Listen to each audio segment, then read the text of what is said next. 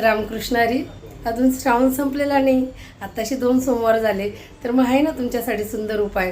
जर तुम्हाला वाटत असेल भोळा चक्रवर्ती लगेच प्रसन्न व्हावं, तर आहे तुमच्यासाठी सुंदर उपाय.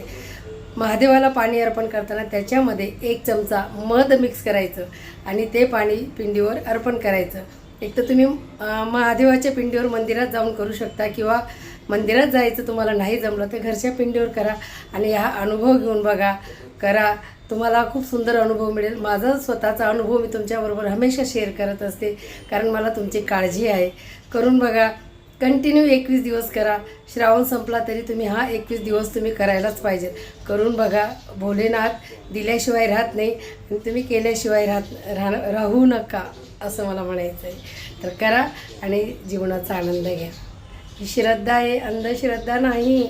आदिवितोय आणि अंतवितोय, म्हणून भोलेनाथ भजा म्हणजे पूजा.